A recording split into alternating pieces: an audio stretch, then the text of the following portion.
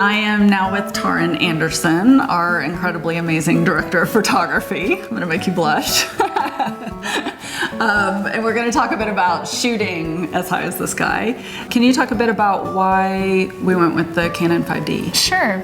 We decided to pick the Canon 5D for a multitude of reasons, but mainly, first one was budget. It just made the most sense. And second, we had a couple small rooms. We're in a nice big room now, which was amazing to shoot in, but there were a couple smaller rooms. We wanted to make sure we had enough space.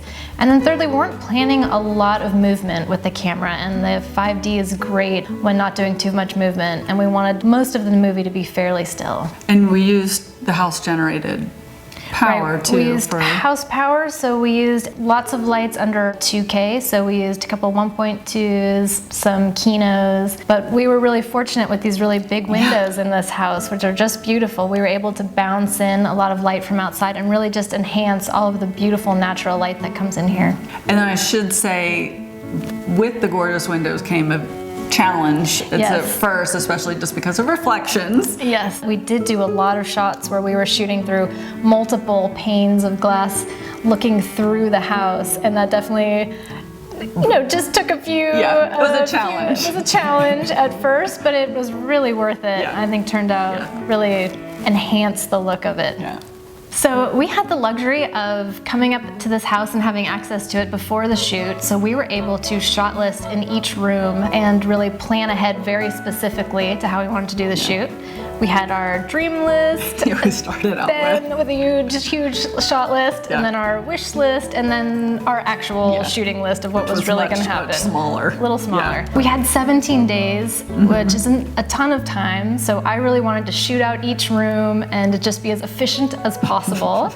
But Nikki had some other ideas of the best way to schedule. Well, I mean, where it was kind of a meet in the middle. Yes. Let's say. Yes, that's very fair. That's fair. For example, the only time we're in the living room is the first time they meet and then the fight. And I didn't want, for the actor's sake, to have to do all that in one time. I felt it would be better to at least split it up to first half of movie, second half of movie. And can you maybe talk about what that change was? Because there was sort of an emotional beat where that's where you sort of split the movie into two. Yeah, it was when Josephine leaves, because at that point Margaret's kind of at least comfortable with her as far as she knows, and then we kind of needed to get Hannah and Margaret at least friendly. Yeah. Not stabbing chicken. And I love that we shot that initial meeting scene, I believe on the first day. The very first day. So it really was like the second shot. Their first day on set together, and it really, I think, added to that scene. When we first started talking, we really wanted to figure out a way to visually show the emotional beats and changes throughout the film. So we really came down to sort of two visual themes that we used as guidelines for shot listing, and that was Margaret's world and then Josephine and Hannah's world, and those two worlds. So we started with Margaret's world. She has OCD, she's very precise about where everything is, her life is very structured, and kind of an emotional void right now. Right. Emotional vacancy. Yeah. So we really wanted to show that through a couple ways. One was to shoot just flat into a wall, so not into the corner at all, just as flat into a wall as we could be. We also wanted to use flatter lighting, and we also decided to use clean singles, which just means that when we were shooting coverage, we weren't shooting any over-the-shoulder shots. It was just Margaret all by herself. And then lastly, we also wanted to use longer lenses just to sort of enhance the emotional distance that she had with everyone that she was talking to. On the other hand, with Josephine and Hannah, we wanted to show their closeness by having them both in the frame. So we did dirty singles, so we're always seeing over the shoulder, just keeping them close together, as well as using slightly wider lenses to be able to bring camera closer to them and just be a little more emotionally close.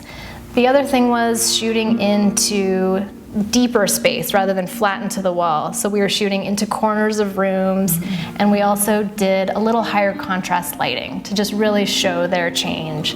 And then when those worlds start to come together, when Margaret really starts to warm up to Josephine and Hannah, she starts moving into that sort of more diagonal space, more contrast in lighting, and dirty singles as well. So we tried to have those sort of blend as the emotion changes.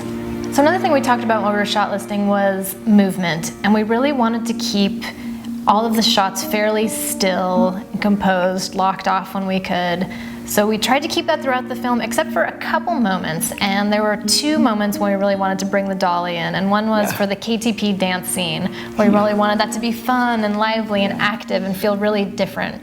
And the last one was the montage towards the end, where they're really bonding and really coming together, and it's fun, they're letting loose, they're having a good time. We wanted to add movement to that, so that was also some dolly shots. And then finally the handheld shot. So the one time we decided to do the handheld was really for the big emotional scene in the film. Margaret's world has completely changed. Her sort of perception of what everything is now shifted, and we really wanted to show her uneasiness. We didn't want it to get too drastic from the rest of the film and what we'd already sort of established in this very still world. It was again suggesting it versus hitting people over the head with it. We just wanted them, but to subtly feel it. Yeah. One of the things when we were getting together was because 95% of the film is in the house. We really tried to look at each room and make sure that we shot each one just a little bit differently than we had before. So again, like you said, it really stays true to those emotional beats, but just to keep it visually interesting throughout the whole time. And I think it's cool that there were a few times when we could incorporate the interior and the exterior. Specifically, one is when Margaret's watching them in the pool, and you really see her trying to like take it in. And I just love that there were the windows, there were the mirrors. We kind of had like so many elements there. Definitely. Like really bolstering that moment. And then juxtaposed to later when she's getting along and they're playing in the pool, and she's, at that point you had shot in diagonal on her, instead of flat.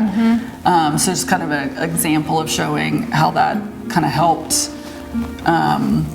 convey her emotional growth. Definitely. Okay, so those were kind of the main elements of what we used to shoot the film. Thank you for watching. Thanks.